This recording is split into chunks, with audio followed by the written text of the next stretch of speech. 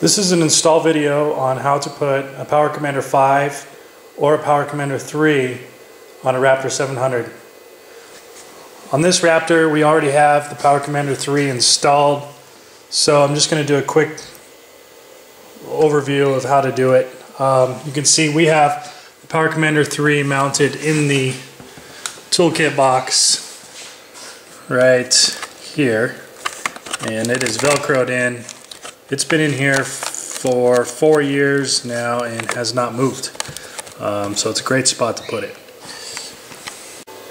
First, let's take a look at all the different pieces that come with your Powercommander 3 or 5 kit. Common question we'll get is, will a Powercommander 5 fit on my 2006, 2007, or 2008 Raptor? Yes, it will. No problems at all.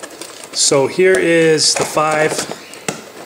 On this side is where you hook up the USB cable to send your map.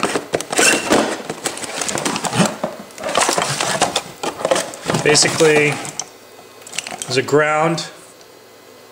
You hook that up to the battery, or a ground source on the frame. And then there's going to be 2 sets of plugs. These are going to work as an inline plug. So you're going to take your stock plug, or stock harness, plug it into here, and then plug this into the ATV. And same with these two. In your kit, you've got warranty form, stickers, software, USB cable, and your Velcro pieces. And if you have a Powercommander 3, you're also going to get a 9-volt adapter that will plug in up here. Actually, it's on the bottom. And that's going to power it up. The Powercommander 5 doesn't need the 9-volt. It is powered through the USB. And this is for add-ons such as the auto tune or the dash. Okay, on mapping these units, you are going to use the USB cable and plug it into there, and then hook it up to your laptop, run that software. Anyone who purchases a Powercommander from tqsatv.com, it will come pre-mapped for your setup if requested. If you purchase a exhaust power kit, it is automatically going to be sent ready to go. Plug it in and ride. We have very, very few complaints about the map or adjustments needed. Most guys are running perfectly, so it makes it definitely easier by purchasing that entire kit.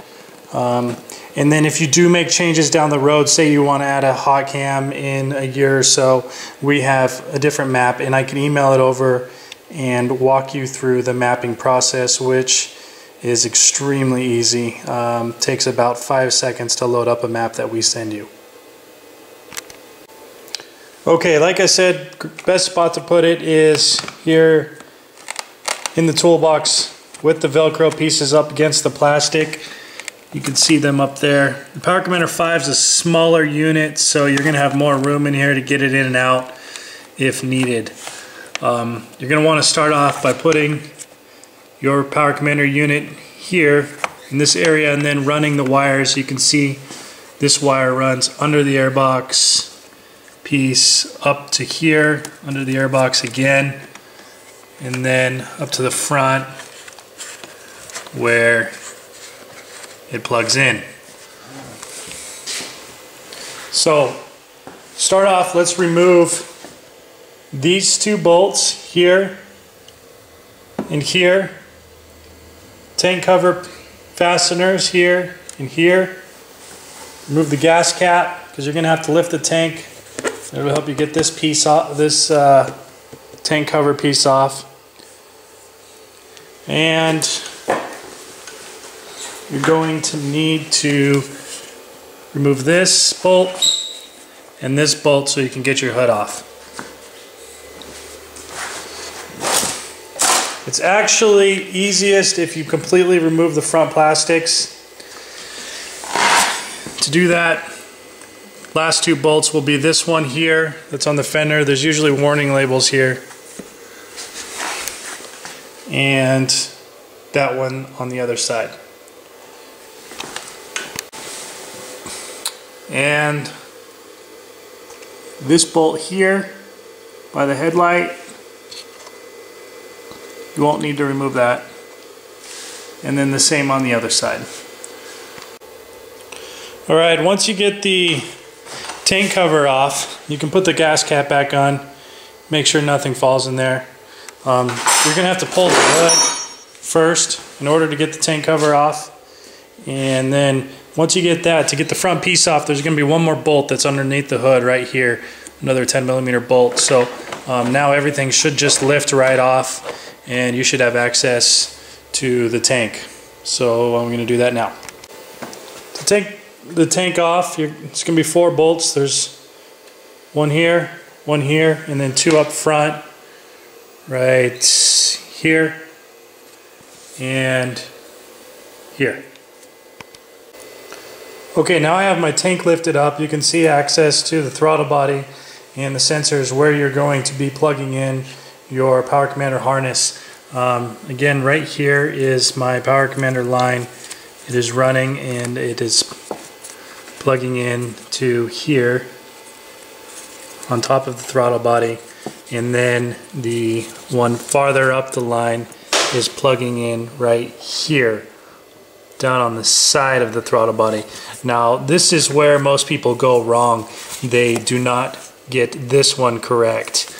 They're putting it here instead, and that's gonna make it to where your ATV is not gonna start up.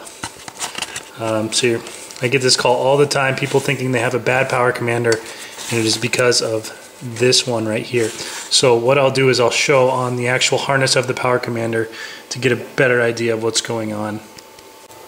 Okay, looking at the Powercommander harness, you can see right here is going to be the first 2 plugs. This is the one you're going to pull the plug that's on top of the throttle body off, plug it into here, and then plug this into the top of the throttle body. So the current one is going to plug into here, and then this goes into the top of the throttle body. This is the one that goes on the side that most people get wrong. This plug is the same, and there's 2 different spots you can put it. You want to put it on the right side of the throttle body.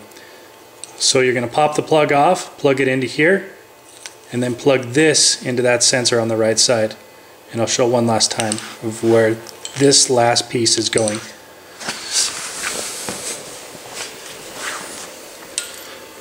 It is going to be right here on the right side,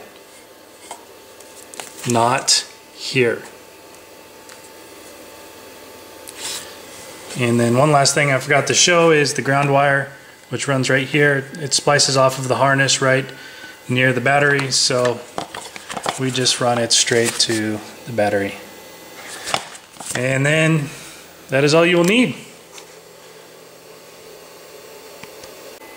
Okay, showing with a flashlight of which one to get on the last piece. You can see it is this plug right here, and the place where most people mess up and put it is right here. You don't want it there.